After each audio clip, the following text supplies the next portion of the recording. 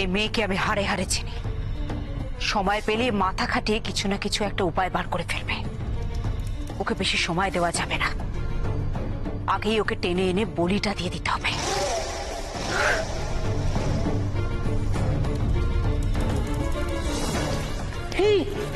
তোরা তাড়াতাড়ি তোর চাপা ভাইকে তুলে নে, এক্ষুনি এ ঘর ছেড়ে পালাতে হবে আমাদের।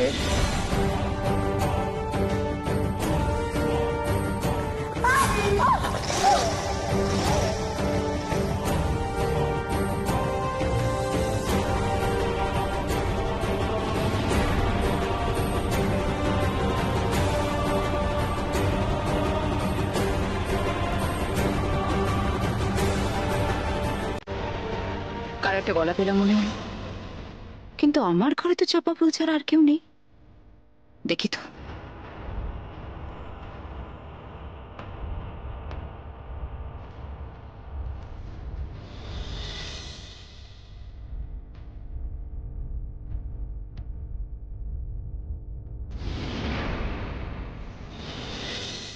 সর্বনাশ, মনি আসছে এই ঘরে।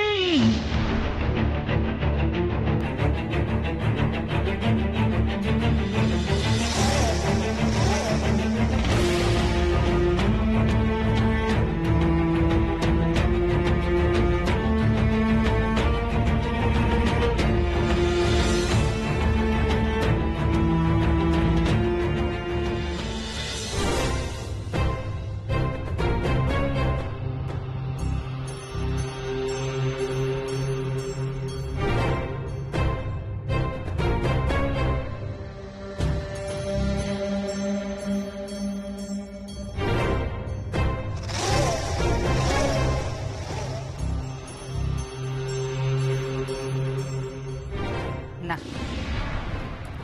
কেউ আসেনি ঘরে। আমি ভুল শুনেছিলাম, সব ঠিকঠাকই আছে।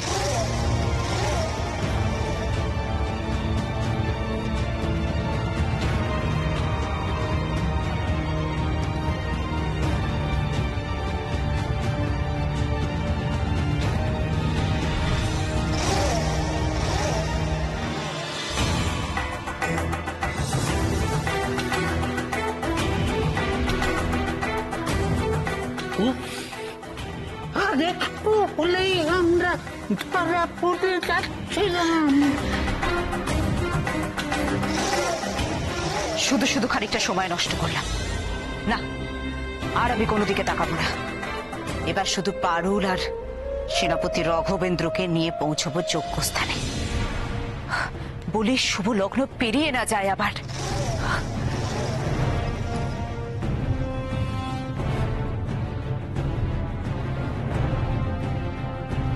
আমার মনে হচ্ছে মনে চলে গেছে। আর দেরি করিস নে, অনেক কষ্টে ওই চাপা ভাইকে পেয়েছিস। ওকে নিয়ে তাড়াতাড়ি বিদেয় হ দেখি এই পোড়া দেশ থেকে। আর মনে হচ্ছে মনি ও ঘরে আমাদের খোঁজে গিয়েছে। কিন্তু আমি তো চাপা ভাইকে ছুতেই পাচ্ছি না দাদু। ওকে এখান থেকে নিয়ে যাব কি করে? মনে হচ্ছে একটা কিছু মায়া করেছে মনি, যাতে এই চাপা ফুলকে এখান থেকে কেউ নিয়ে যেতে না পারে। তুমি কিছু একটা উপায় করো দাদু, তুমি একমাত্র এই মায়া কাটাতে পারবে। দাঁড়া, আমি একবার চেষ্টা করে দেখ।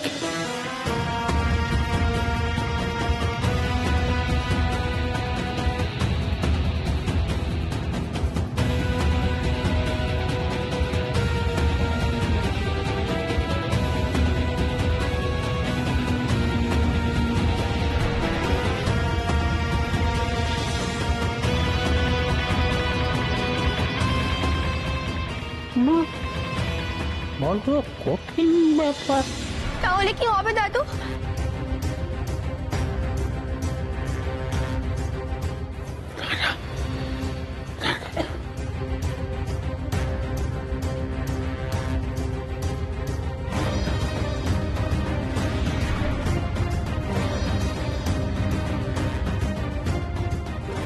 কেউ হলো না, তবে আমিও হাল ছাড়ার পাত্র নই। আমি আর একবার চেষ্টা করে দেখি ওই মায়া বলয়ে আমি ভাঙতে পারি কিনা।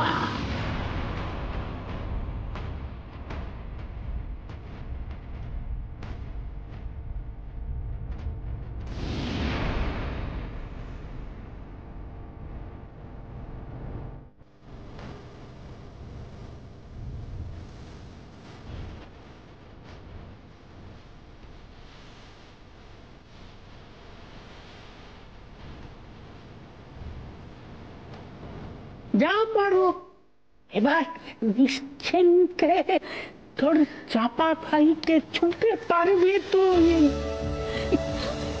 যা, যা।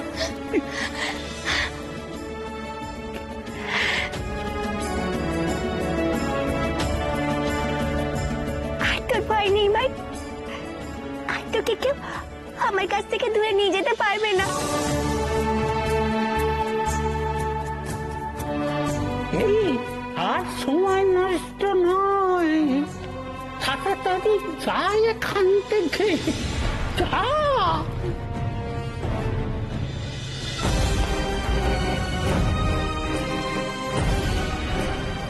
আর অল্প কিছুক্ষণের মধ্যে পূর্ণ রাক্ষসী হব আমি।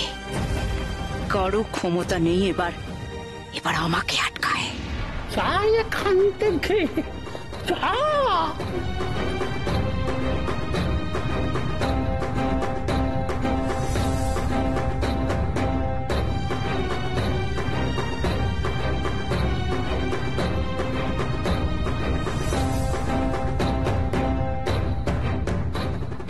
আমরা তো এখান থেকে চলে যাব দাদু, কিন্তু আপনি আপনি কোথায় যাবেন? আমি আর কোথায় যাব? কোথায় বা যাওয়ার জায়গা আছে আমার? আমি এখানেই থেকে যাব। না দাদু, তা হয় না। রানী মণিমল্লিকা যখন জানতে পারবে আমরা পালিয়েছি, তখন পুরো রাগটা এসে পড়বে তোমার ওপর। তখন তোমার কি অবস্থা হবে ভেবে দেখেছো? কি আর হবে? যা আছে আমার কপালে তাই হবে। তাই বললে নিজের রাজ্য ছেড়ে তো আমি আর চলে যেতে পারি না। এ আমার বাপ ঠাকুরদার দেশ, আমার জন্মস্থান। আমি এখান থেকে যাই কি করে বল দেখি? তার চেয়ে তোরা কোথায় যাবি সেটা বল। আমি আমি চোখের নিমেষে তোদের সেখানেই বরং পাঠিয়ে দিচ্ছি। না না দাদু, তা হয় না। আপনাকে এইভাবে বিপদের মধ্যে ফেলে রেখে আমরা পালাতে পারি না। সেনাপতি মশাই একদম ঠিক বলেছে দাদু। তোমাকে না নিয়ে আমরা কোথাও যাব না। তাতে যদি আমরা ধরা পড়ে যাই তো পড়বো। তোমার ছেলেও তো তোমাকে ছেড়ে দেবে না, সেও তো তার মেয়ের পক্ষই নেবে। তবে কার ভরসায় তোমাকে ফেলে রেখে যাবো বলো তো দাদু?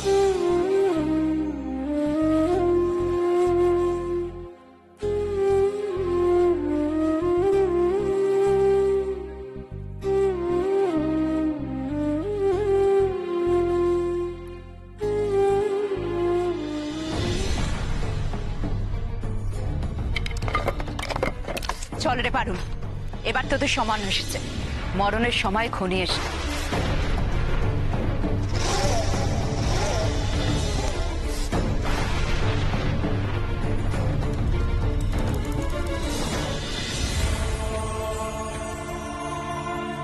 বেঁচে থাক মা, বেঁচে থাক। তোর স্বপ্ন সফল হোক। তোরা দুজনেই খুব ভালো। তোরা আমাকে কত ভালোবাসিস, আমার কথা কত ভাবিস। আর আমার আপন জনেরা কেউ আমাকে ভালোবাসে না। আমার কথা একটু ভাবে না।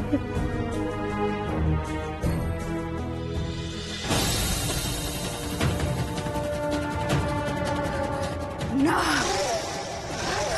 না না না না, এই হতে পারে না, এই কিছুতেই হতে পারে না। আমার বলি এইভাবে হাতছাড়া হয়ে পালাতে পারে না, কিছুতে নাই, অসম্ভব।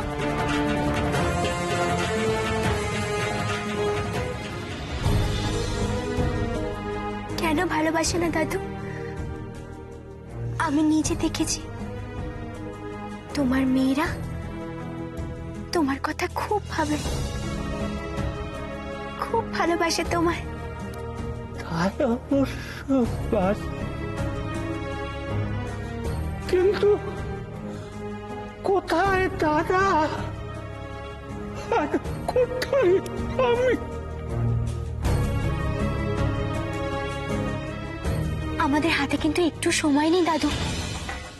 তোমার কথা মতো রানী মণিমল্লিকা যদি আমাদের খোঁজে ওই ঘরে গিয়ে থাকে আর সেখানে গিয়ে আমাদের দেখতে না পায়, তাহলে প্রথমে সে পাগলের মতো চাপা ভাইয়ের ঘরে চলে আসবে। তারপর কি হবে দাদু তুমি বুঝতেই পারছো। আমাদের এক্ষুনি একটা ব্যবস্থা করতে হবে দাদু। পারুল ঠিকই বলেছে দাদু, আর দেরি করা ঠিক হবে না আমাদের। বন্ধ ঘরের ভেতর থেকে দুজন এইভাবে গর্বনের মতো উবে গেল কি করে? আমি জানতে চাই কি করে।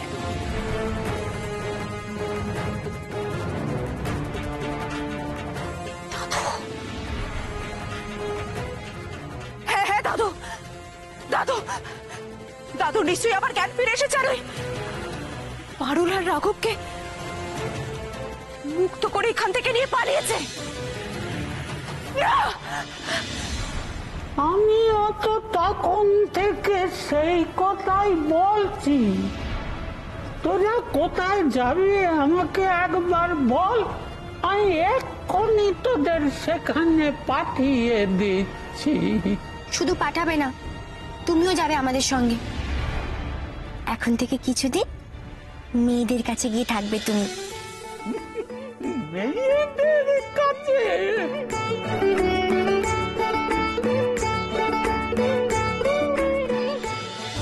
না না না না, এ হতে পারে না। ওরা কি ভেবেছে? ওরা ওই ওই চাপা ফুল নিয়ে পালিয়ে যাবে? হ্যাঁ, কিছুতে না। আমি জানি ওরা কোথায় গেছে। আমি জানি ওরা পারবে না চাপা ফুল নিয়ে পালাতে, কিছুতে না। আমি বেঁচে থাকতে হতে দেবো না, কিছুতে না, কিছুতে না। হ্যাঁ দাদু, কিছুদিন মেয়েদের কাছে গিয়ে থাকলে তারাও খুশি হবে আর তোমারও ভালো লাগবে। খুশি হবে? তুই ঠিক জানিস তো, বহুদিন, কত যুগ হয়ে গেল ওই মেয়েদের মুখ দেখিনি। জানি না তারা কেমন আছে। সেই হিড়িম্ব মূল্য যে তাদের রাজ্য থেকে তাড়িয়ে দিল, তারপর আর তাদের সঙ্গে যোগাযোগ নেই। তুই এলি বলে আজ তোর কাছে জানতে পারলাম তাদের কথা। এবার নিজের চোখে দেখবেন ওদের। চলুন দাদু, এবার আমরা রওনা হই।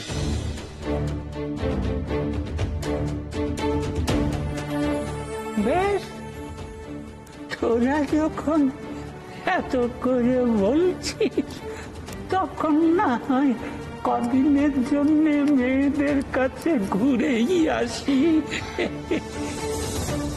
হ্যাঁ যে দিদি ভাই, মেয়েরা আবার আমার ওপর অভিমান করে নেই তো? চলোই না, দেখা হলে নিজেই বুঝতে পারবে সব। বাপ আর মেয়েদের মান অভিমানের পালাও মিটে যাবে।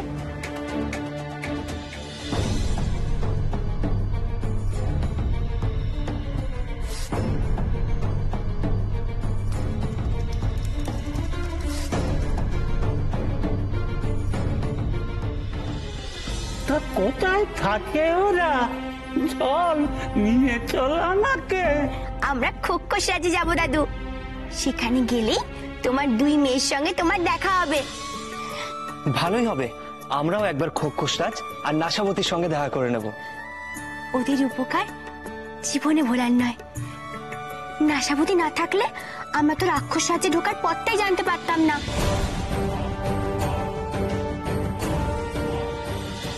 চল রওনা হই। ওই মেয়েদের দেখার জন্য আমার মনটাও বড় ছটফট করছে।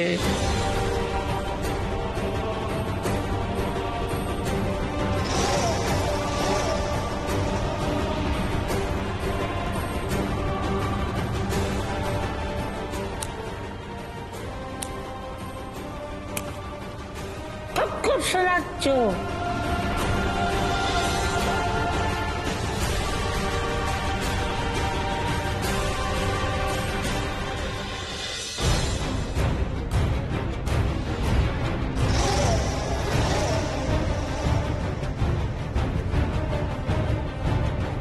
চাপা ফুল, চাপা ফুল নিয়ে চলে গেল।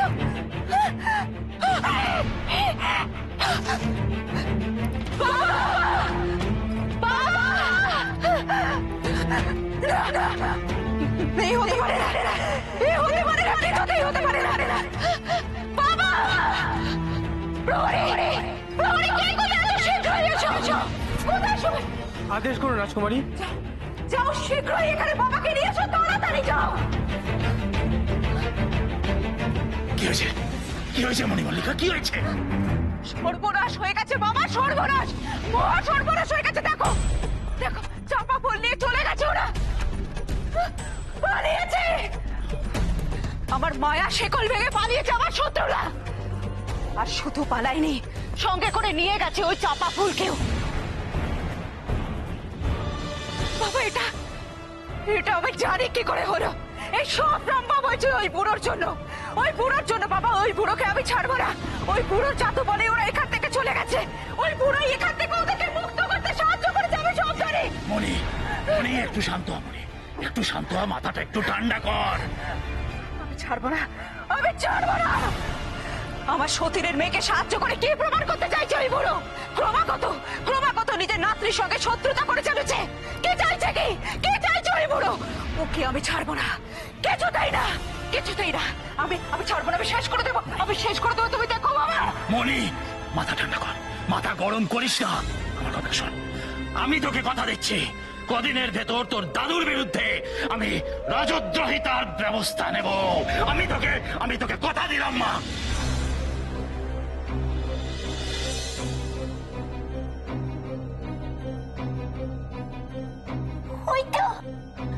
ওই তো নাশাবতীদের রাজপ্রাসাদ। তার মানে আমরা সত্যি চাপা ভাইকে নিয়ে রাক্ষস রাজ্যের বাইরে জীবন্ত পৌঁছতে পারলাম। আমারও যেন সবকিছু অবিশ্বাস্য লাগছে পারুল। তোমার স্বপ্ন এতদিনে কিছুটা হলেও সত্যি হলো। ভাগ্যিস দাদু ছিল, নইলে যে কি হতো। উদ্দেশ্য ভালো হলে সফলতা আসবেই। আমি তো উপলক্ষ মাত্র, তোর কর্ম ভালো, তাই ভাগ্য তোর সহায়। কর্ম যদি তোর ভালো হয়, তোর দিকে সাহায্যের হাত কেউ না কেউ পাড়িয়েই দেবে, দেখিস তুই। দাঁড়াও, আমি নাশাবতীকে ডাকি। নাশাবতী, কি করছিস নাকি? কি করছিস তুই? কেন দাদু, কি করলাম? কি এক্ষুনি ধরা পড়ে যাবি? তুই কি ভুলে গেলি মনীষ সেই বিশেষ দৃষ্টির কথা? ওই দৃষ্টি দিয়ে ও যে তোর আর রাঘবের অবস্থান কোথায় সেটা জানতে পারে। কিন্তু এখন মাথা গরম করিস না, মাথাটা ঠান্ডা করে তুই দেখার চেষ্টা কর যে শত্রুরা কোথায় গেল। আচ্ছা, ওই ছেলেটার নামটা কি যেন?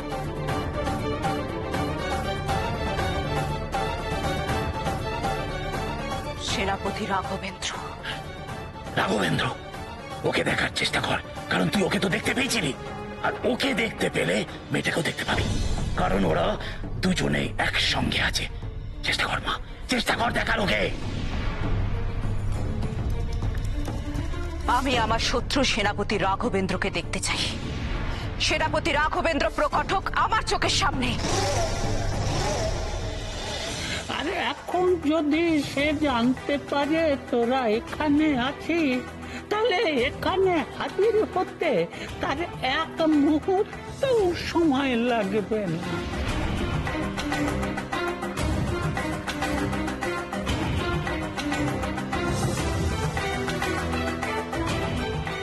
সত্যি তো, এই কথাটা তো আমি একেবারে ভুলে গিয়েছিলাম। যদিও প্রকৃতিমার পরে রানী মণিমল্লিকা আমাকে দেখতে পেল, আমার চারপাশে কিছু দেখতে পাবে না। কিন্তু সেনাপতি মশাই অবস্থান তো জানতে পেরে যাবে রানী মণিমল্লিকা।